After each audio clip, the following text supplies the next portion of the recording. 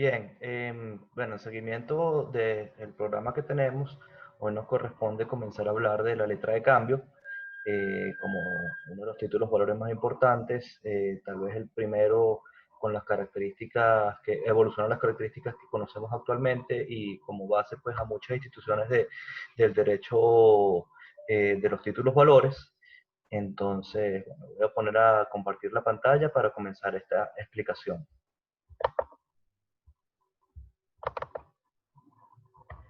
Bien, entonces, esta va a ser la primera de varias clases o varias sesiones que tenemos con el tema de la letra de cambio.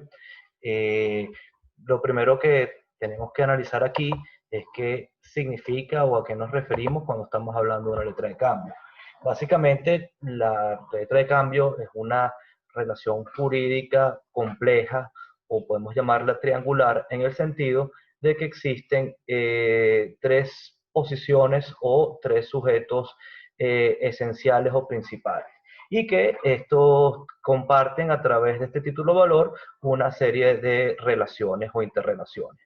Ok, entonces, ¿cuál es la primera figura? Tenemos al librador. El librador es aquel sujeto que emite la letra, que emite efectivamente la orden de pago a este segundo sujeto que vendría siendo el librado, quien es el que está obligado principalmente por la letra o que está llamado a cumplir esa orden de pago a favor de ese tercer sujeto que vendría siendo el beneficiario, que es el que debe recibir pues el valor o la cantidad que está expresada en la letra de cambio.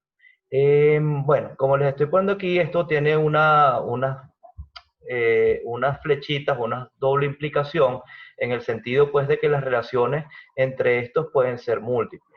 Entonces, si el librador le emite una orden de pago al librado, evidentemente eso deviene de una relación interna que puede haber entre el librador y el beneficiario.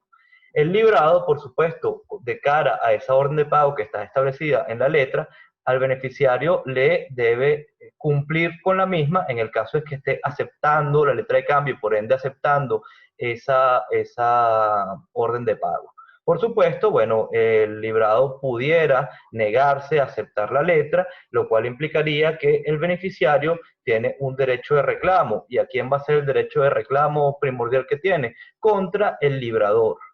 Eh, por supuesto, a su vez, en el caso de que el librado sí aceptara la letra y efectuara el pago, él tiene derecho a un regreso de la cantidad que ha adelantado o que ha puesto en beneficio del, valga la redundancia, el beneficiario de la letra, y el librador, por supuesto, debería reembolsarle ese costo. Entonces, bueno, vemos aquí que existen unas relaciones múltiples que se pueden crear. Adicionalmente, pues a la figura del librador, el librado y el beneficiario, pudieran haber otros sujetos que pudiera ser, por ejemplo, el avalista, que funge como un fiador de la obligación de pago que está establecida en la letra, y después del beneficiario pudiera ser que éste transfiera ese crédito o ese derecho que está incorporado en la letra a una persona a través de la figura de lo que se llama el endoso. Y entonces se convertiría pues se estaría vinculado a un nuevo sujeto que sería el endosatario. De todas maneras, con las figuras pues de lo que es la aceptación, el endoso, el aval y todas estas cosas, las vamos a ir viendo progresivamente en este curso. Ok, bueno, dada esa explicación inicial de lo que vendría siendo la letra, vamos a ver un poco cuál es su evolución histórica. ¿De dónde sale esto? Bueno, sus inicios pueden datarse a mediados del siglo XII, o sea, hace unos cuantos siglos atrás.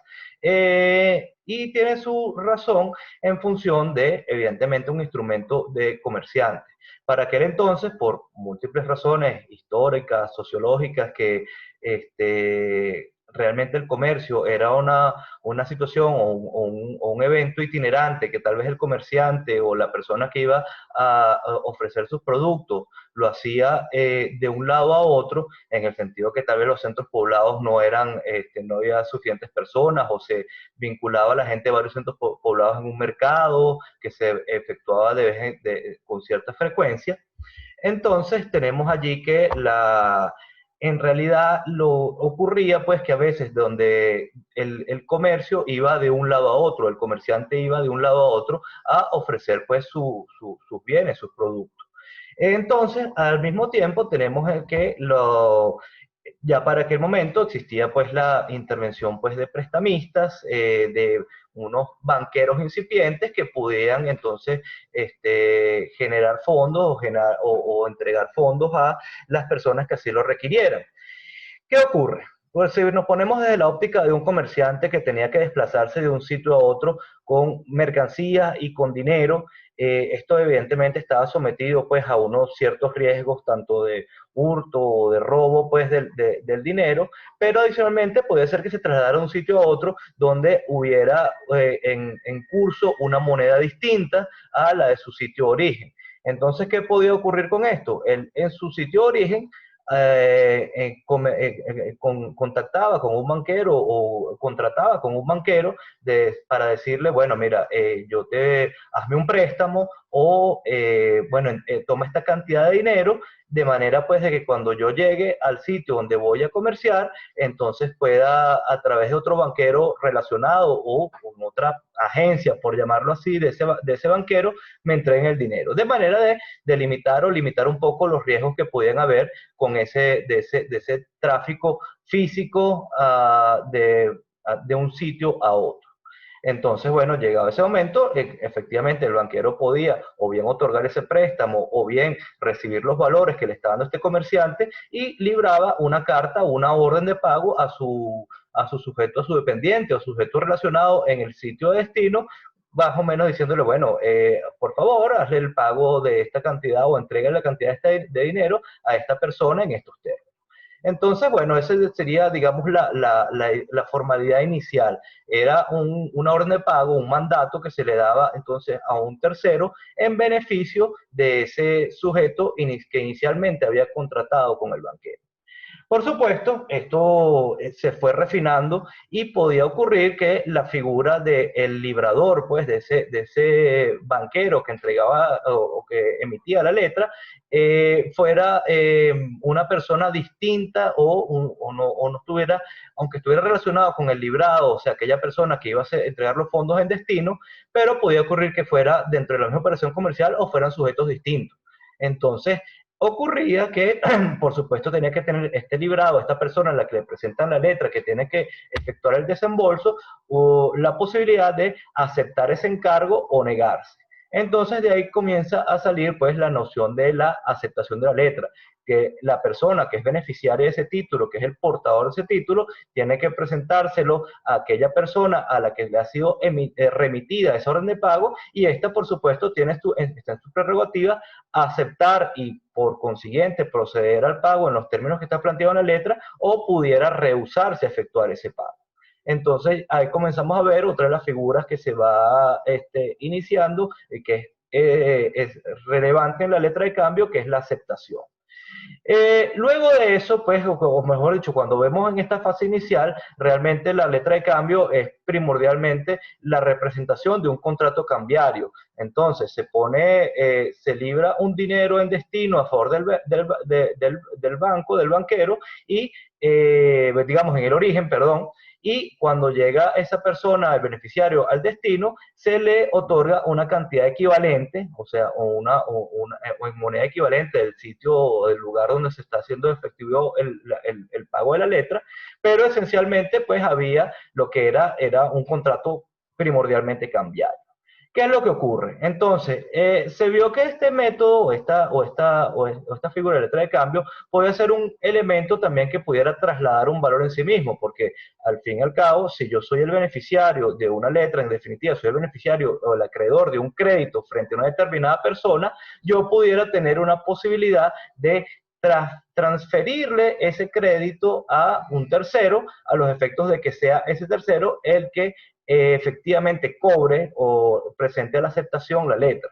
Entonces, en este caso, pues por supuesto, dentro de la necesidad y la flexibilidad del derecho mercantil, la idea pues era buscar una fórmula de que esa letra pudiera ser fácilmente transable, fácilmente transmitible. Entonces es cuando comienzan a hacer la figura del endoso, que es prácticamente en el mismo texto de la letra, se establece una transferencia de titularidad. Más o menos, pues, digamos, un poco después surge la figura del aval, que a los efectos de mejorar la capacidad de circulación de la letra y de alguna manera unir un patrimonio adicional que debería ser de una persona solvente, podría decirse, bueno, yo, determinado sujeto, me constituyo en avalista, pues en garante de la obligación de pago que están asumiendo que está asumiendo el librador y el librado en esta ley. ¿Ok? Entonces, bueno, digamos, a través de los siglos esta institución se va refinando y una vez pues que aparece esta figura del endoso y la figura de la vara, los efectos de mejorar el tráfico comercial de la letra, ya podemos pensar de que esta institución pasó de ser un mero instrumento cambiario a un medio de pago común. Digamos, lo que actualmente pues puede el mismo funcionamiento que puede tener el billete, pues el papel moneda actualmente. Y para facilitar un poco las transacciones, porque imagínense pues que en ese mercado donde hay en una feria de estas, un mercado donde hay múltiples transacciones que el comerciante puede efectuar con sus pares, evidentemente necesitar un medio fácil o de rápido traslado de esas obligaciones. Y al final del día, pues después de ese canje de letras, etcétera, cada quien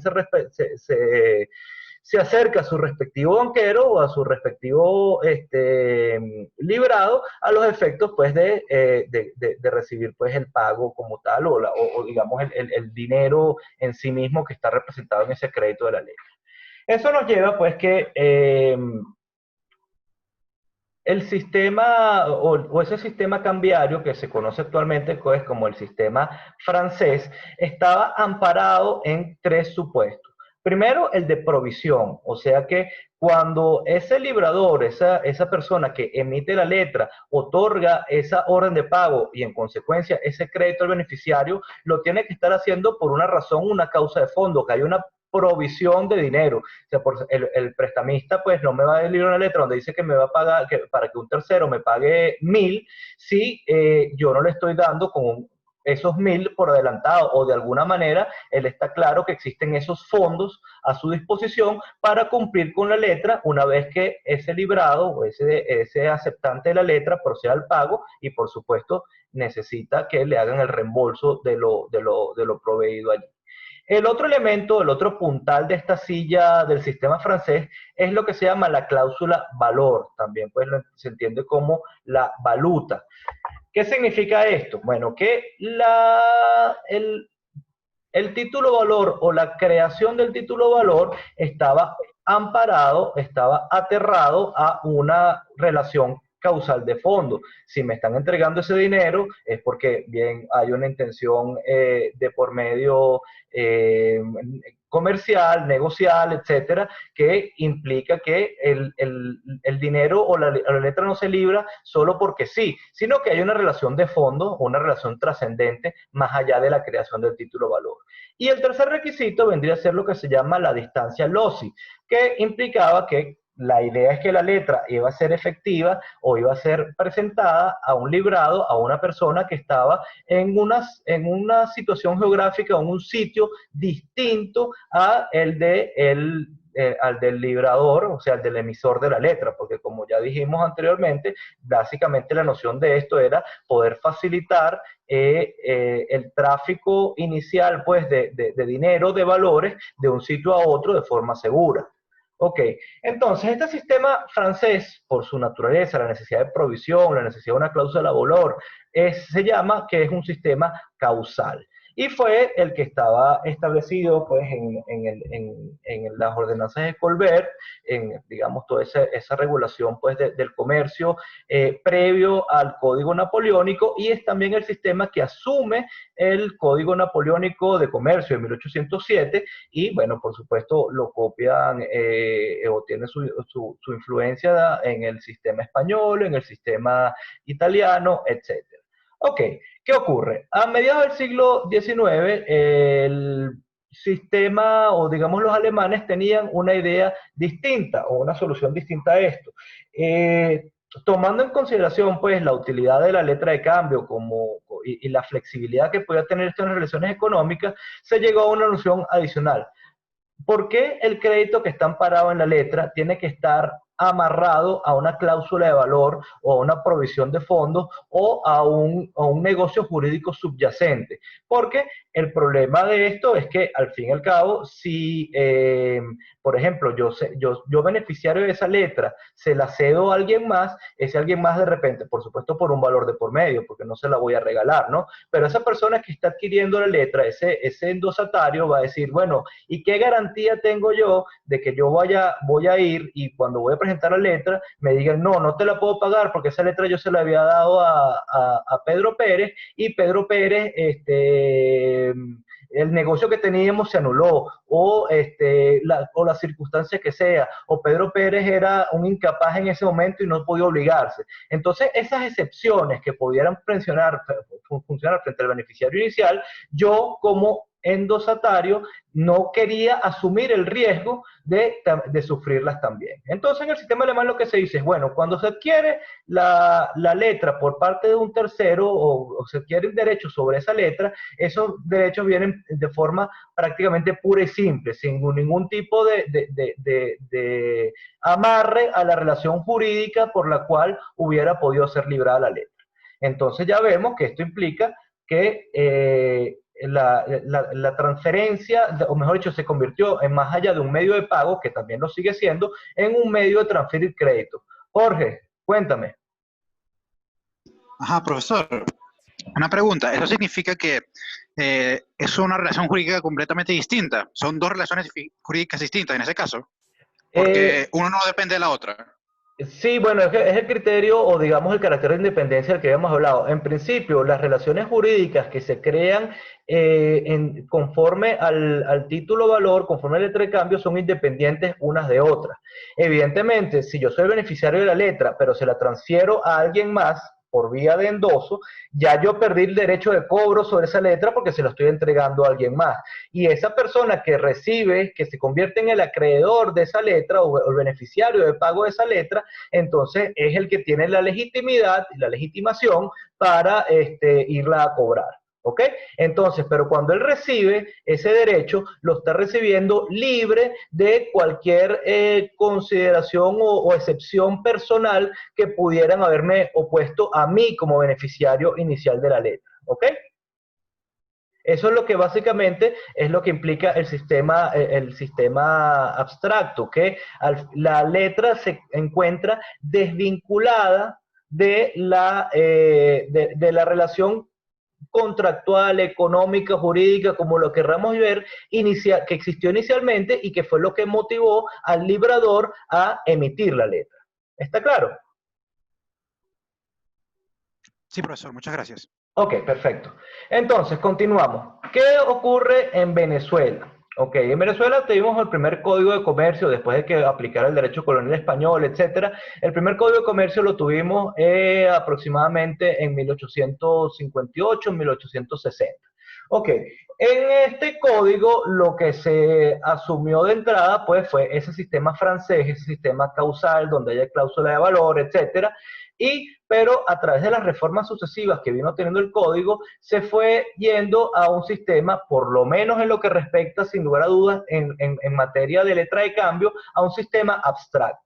Y tenemos entonces que ya la regulación que tenemos vigente es la que data del año 1919, donde es preponderantemente abstracto, por lo menos en materia de letra de cambio. En materia de pagaré hay unas cositas allí que las veremos en su momento, y igual en materia de cheque. Pero en general, en materia de letra de cambio es preponderantemente abstracto. ¿Y por qué? Se recordarán que cuando hablamos en la clase pasada del inicio de los títulos valores, yo les había dicho pues que había habido unos intentos de regulación y uniformación en materia pues de títulos valores, y una de estas, digamos, estos esfuerzos, el de principios del siglo XX, fueron las conferencias de La Haya celebradas en 1910 y 1912, y ya en el ámbito latinoamericano o digamos americano, un congreso panamericano en 1915 y 1916. En definitiva, de estos eventos salió una suerte de ley modelo, originalmente pues la de la conferencia de La Haya, y que de alguna manera fue la que fue ratificada o avalada por el Congreso, los Congresos Panamericanos, y en función de esa ley modelo fue que se hizo la reforma del Código en 1919 en lo que respecta a materia de letra de cambio. ¿Ok? Entonces, en definitiva, nuestra regulación actualmente de letra de cambio deviene pues esas conferencias de La Haya de 1910, 1912 y ese aval que le dio en los congresos panamericanos. Entonces, ¿qué ocurre aquí? Evidentemente estamos hablando de una legislación del principio del siglo XX, ya ahorita pues ha habido algunos ciertos eventos posteriores en lo que respecta a materia de unificación a nivel internacional. Hubo unas conferencias de Ginebra en el año 1930, de lo que salió también una ley modelo posterior, que estaba, bueno, en buena medida amparada pues en esa regulación inicial que se dieron en las conferencias de La Haya. Y después una convención uncitral de 1988, que no ha sido de aceptación en muchas partes, porque trató de unir los principios que existían de derecho continental en materia de letra de cambio con el método anglosajón de manejar estos títulos, que a veces es un poco complicado. Entonces la convención uncitral es una cosa ahí un poco de compromiso, vuelve en buena medida pues a un sistema causal. En definitiva, pues aquí en Venezuela no ha habido un criterio de aceptación o de reforma legislativa que acoja ninguna de estas convenciones posteriores, por lo cual tenemos un sistema en el cual la letra de cambio sigue siendo pues la regulación que teníamos en el Código de 1919, porque en la reforma parcial de 1955 no se hizo ninguna modificación al respecto. Ok, continuamos. Relación fundamental y relación cartular, y en ese entendido las formalidades de la letra de cambio.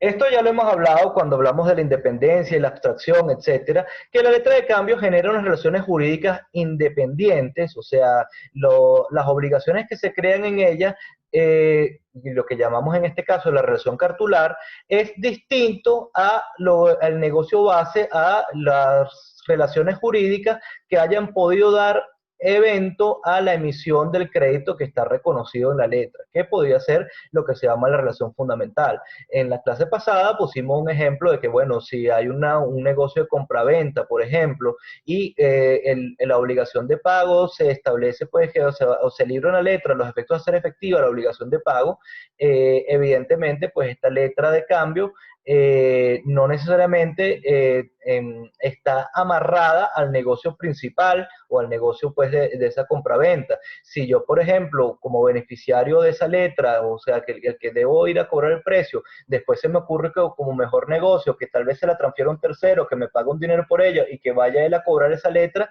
ese tercero efectivamente no le interesa o no está amarrado que si el contrato de venta se hizo, si suponiendo que si el bien tenía vicios ocultos o que si cualquier otra circunstancia, sino que se crea una relación que está amparada en los caracteres que ya hablamos de autonomía, abstracción y literalidad. Entonces, por eso decimos que la letra se constituye en su propia causa, no es que no tenga causa o que una causa jurídica que se haya dado, pero a los efectos de facilitar el tráfico del crédito, se entiende pues que el título en sí mismo contiene una causa, como ya dijimos, valga la redundancia, abstracta. Evidentemente esto no significa, pues, bueno, la intención del legislador, la intención comercial, no es que la gente libra letras de crédito sin ningún tipo de soporte o de motivo racional. Ninguno de nosotros crearía una obligación o crea una letra para pagarle algo a un tercero si no hay un negocio, una motivación jurídicamente apreciable de por medio. Y esta, digamos, puede tener una causa, distintos tipos de motivaciones, distintos tipos de causas. Una causa solvendi, yo lo estoy librando como un medio de pago, como en el ejemplo que pusimos anteriormente. Una causa credendi, o sea, yo le estoy abriendo un crédito para que me pague posteriormente. Una causa donandi, o sea, estoy haciendo en el fondo una donación, pues yo estoy librando esta letra a favor de alguno de ustedes, porque bueno, al fin y al cabo quiero que un tercero les entregue un dinero y se los estoy regalando. Eso pudiera también ser válido. O una intención de garantía. Pudiera ser que, por ejemplo, volvemos al ejemplo de la relación de compraventa, pudiera ser que el pago se va a realizar de la forma ordinaria que hayamos planteado, pero yo quiero protegerme adicionalmente con un título cambiario. Entonces pudiera ser que el pago o se realice conforme a la relación cartular o conforme a la relación fundamental. Entonces, ratificando esto, la circulación de la letra requiere que la adquisición posterior de los derechos o de la misma, sobre la misma por parte de sujetos distintos de la relación inicial esté desvinculada a la relación de base, justamente por lo que ya dijimos. Poco capacidad de circular tendría la letra si el que la recibe a un riesgo de que le vayan a oponer cualquier excepción que la haga inoperante o dificulte su cobro. Entonces, en definitiva, por eso es que la letra se basta a sí misma, el derecho que está incorporado en la misma es exactamente el que se dice pues en el propio texto del título y salvo algunas excepciones o por preponderantemente, como les dije anteriormente, es un título abstracto. Ok, ahora bien, ¿cómo hacemos o cómo ocurre para que se pueda crear un título de este estilo? ¿Cómo sabemos pues que el documento donde está amparado esta regulación es algo que va a tener unos efectos jurídicos distintos a lo que pudiera ser cualquier documento? Entonces, primero que nada, se requiere que haya una intención inequívoca, sin lugar a dudas, de que se esté metiendo un título valor y no un simple documento probatorio o una simple soporte de un contrato. Y que ese título valor sea, o mejor dicho, que la creación de ese título valor sea entendido que ese carácter de título valor lo tiene y cualquier persona que esté frente a ese título, que sea el portador de lo mismo, que esté en presencia del mismo, se dé cuenta, hey, aquí está, esto no es un simple documento probatorio, esto es un título valor. Entonces, o sea que necesita tener de alguna manera unos estándares o que esté en los mismos parámetros para que todos entendamos que se trata de esto. ¿Cómo se logra este efecto? Ok, la ley indica entonces unos requisitos formales o unos parámetros que son obligatorios, que son característicos y que diferencian este título valor de otros títulos valores o de cualquier otro documento probatorio. Por supuesto, en esto también los usos mercantiles tienen una cierta relevancia cuando se crea la letra, porque hay, digamos, determinados estándares que no están previstos en la ley, sino que en la práctica comercial los establece. Ya vamos a ver entonces un poquito más de detalle en eso. Fíjense, vamos a hablar de los requisitos de forma o emisión de la letra. Aquí tenemos una foto de lo que puede ser un borrador de una letra de cambio. Esta la saqué del libro de Mármol Marquís y bueno, aunque no está, digamos, muy actualizada con las fechas, etcétera, formalmente sigue siendo pues un esquema básico de letra de cambio de cómo se crean estos títulos. Entonces, si vemos, por una parte, tenemos un cuadro inicial y un cuadro lateral aquí. Entonces, aquí vemos que hay lugares para varias firmas. Habitualmente, en el cuadro principal, en el lado inferior derecho, es donde habitualmente se pone la figura del librador, o sea, el que emite el título. En el lado inferior, del lado izquierdo, perdón, entonces es habitualmente donde se pone quién es el librado, o sea, quién es el que al que se le está enviando la orden de pago que tiene que pagarle a quién, al sujeto que está en el cuerpo de letra aquí arriba, que aquí sería pues el lugar donde habitualmente se pone el beneficiario. Y en el cuadro aquí, de este lado, del lado derecho, existe pues la casilla que es donde ese librado, una vez que se propone aceptar la letra o reconoce pues esa orden de pago que se le está efectuando, entonces a través de su firma pues reconoce que está aceptando la letra y que se obliga a pagarla pues en los términos que están planteados. Ok, eso como una descripción general de la letra. Vamos a ir a ver que esto está amparado en unos requisitos legales que están establecidos en el artículo 410 y siguientes del Código de Comercio. Vamos a ir a la lámina siguiente y venimos para atrás nuevamente en la medida en que sea necesario. ¿Cuáles son estos requisitos? Ok. Primordialmente lo que está establecido en el artículo 410 con ciertas condicionantes que nos pone el artículo 411. ¿Qué nos dice el ordenal primero del 410? La denominación de letra de cambio inserta en el mismo texto, o sea, el encabezado del artículo es toda letra de cambio debe contener esto. La denominación de la letra de cambio inserta en el mismo texto del título y expresada en el mismo idioma empleado en la redacción del documento. Entonces, el documento tiene que decir letra de cambio y tiene que estar todo en el mismo idioma. Para esto, por supuesto, con la idea de que no haya ningún lugar a duda de que lo que se está emitiendo es una letra de cambio. Sin embargo, esto tiene su bemol, cuando en el artículo 411, en su segundo párrafo, nos dice que la letra de cambio que no lleve la denominación letra de cambio será válida siempre que contenga la indicación expresa de que es a la orden, o sea, que tenga una orden de pago. Si nos devolvemos a nuestra laminita anterior, vemos que al 30 de diciembre de 1900 tal, se servirá mandar a pagar por esta única de cambio a la orden de tal persona, Carlos dice en este ejemplo, la cantidad de tanto. Entonces, si nos vemos pues en este ejemplo, aunque no está puesta la mención expresa de que es una letra de cambio, sino que utiliza otra variación que es única de cambio, siempre tiene la expresión que dice que es a la orden. No queda ninguna lugar a duda de que es un título valor y un título a la orden conforme a la excepción que establece el artículo 411. Ok, ordinal segundo del artículo 410. La orden pura y simple de pagar una suma determinada.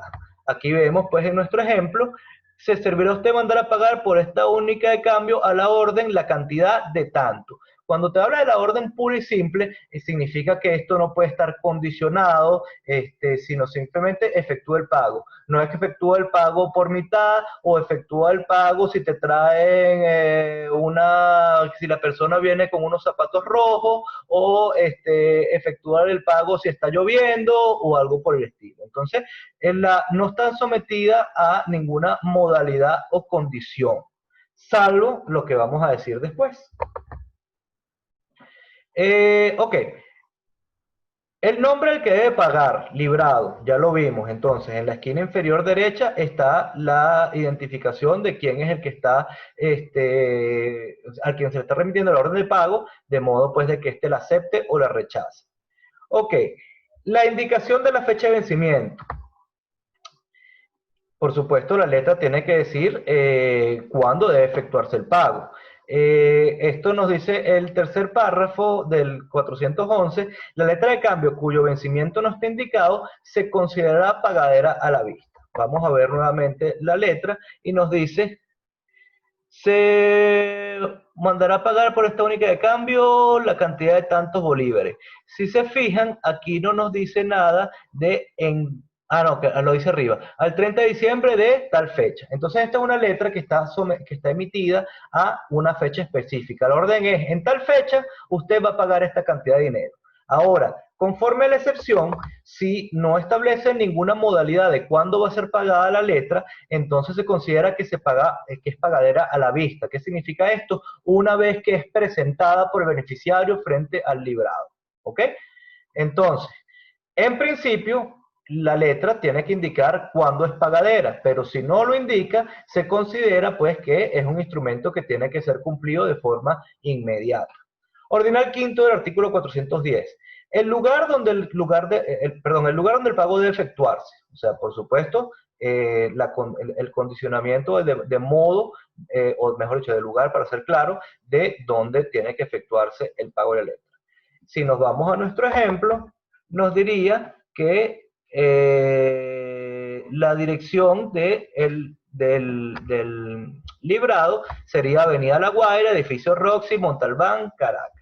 Entonces, aquí no dice en este caso expresamente que ese sea el sitio de pago, pero tenemos entonces que el cuarto párrafo del artículo 411 nos dice, a falta de indicación especial, se reputa como lugar del pago y del domicilio del librado el que se designa al lado del nombre de este. Entonces estaríamos justamente en este ejemplo de letra, aquí, estaríamos en esa situación excepcional. No se dice expresamente dónde es el sitio de pago, pero se presume que la dirección que está puesta al lado del nombre del librado es el sitio de pago. Seguimos. Ordinal sexto. El nombre de la persona a quien o a cuya orden debe efectuarse el pago. Necesariamente el beneficiario tiene que estar identificado, porque si no, ¿cómo opera esto? No pudiera decirse, bueno, ¿cómo se paga la letra si no se sabe efectivamente a nombre de quién se emitió? Recordemos que esto es un título a la orden, distinto a un título al portador, que el legitimado es cualquiera que lo tenga. Si la letra necesariamente necesita o inicialmente necesita necesariamente que exista un beneficiario designado y determinado. ¿Ok? El ordinal séptimo. La fecha y lugar donde la letra fue emitida. Evidentemente, esto implica que tiene que haber una fecha y un lugar de donde se fue creado el título, a los efectos de diversas razones, domicilio, ley aplicable, una serie de circunstancias. Si vemos en nuestro ejemplo, tenemos que aquí arriba hay una fecha, Caracas, 8 de diciembre de tal año. ¿Ok? Tenemos nuestra indicación de lugar y fecha. Pudiera ocurrir, conforme a la excepción que establece el último párrafo del artículo 411, que la letra de cambio que no indica el sitio de su expedición se considera como suscrita en el lugar designado al lado del nombre del librador. Fíjense que en este caso, el librador del lado inferior derecho no tiene ninguna dirección, pero no es innecesario porque ya arriba está puesto el lugar y fecha de emisión. Y por último, la firma del que gira la letra, o sea, del librador, del que crea el título, porque evidentemente con esa firma es que se está creando la obligación, el título y la obligación primigenia. El librador es el creador del título, tiene para que esa obligación que él está asumiendo, para que esa orden de pago que le está remitiendo al librado sea fidedigna, amerita su firma. Entonces, si vemos, pues el artículo 410 nos tiene un catálogo de todas las cosas que tiene que contener la letra de cambio para que sea considerada como tal, en el entendido que el artículo 411 nos dice, efectivamente, si no cumple estos requisitos, no va a ser considerada letra de cambio, salvo las excepciones que pone, puntuales que pone el mismo artículo y que ya hemos analizado. Entonces, una letra que no cumpla con estos requisitos puntualmente, supone que podrá tener tal vez un valor como instrumento probatorio, más no necesariamente va a tener el valor de letra de cambio. Bien, ¿está claro hasta aquí? Por ahora sí. Ok, muy bien. Bueno, para no recargarlo tanto, esto es lo que vamos a ver hasta hoy y ya para el martes entonces continuamos pues con todo, digamos con las especificidades adicionales de la letra de cambio, los tipos de letras que pueden haber de acuerdo a su vencimiento, las cláusulas de intereses y toda esa cuestión. Ok, bueno, pregunto nuevamente antes de retirarnos, ¿estamos claros hasta este momento? Sí, aunque tengo una pequeña duda. ¿Es posible que el librador y el librado pues, se vuelvan en algún punto la misma persona? Sí, de hecho, la letra de cambio puede ser que librada, o que la figura del librador y el librado sean la misma persona. Como les dije, pues en la evolución histórica, en un inicio, pues podía ser que el librador le enviaba orden de pago pues a su dependiente o a una persona que trabajaba para él, etcétera. Pero al margen de eso, pues siempre después se entendió que aunque el librado puede ser un tercero, eso no excluía la posibilidad de que el librador y librado pudieran ser la misma persona, salvo lo del requisito de distancia LOSI que les puse pues en el sistema francés. En la actualidad, y eso lo vamos a ver en la clase que viene, hay una norma expresa que si mal no recuerdo es el 413 del Código de Comercio, donde nos especifica que el librador y el librado pueden ser la misma persona. De hecho, es una variante bastante común que eso ocurra así. Ok, bastante loco, pero ok.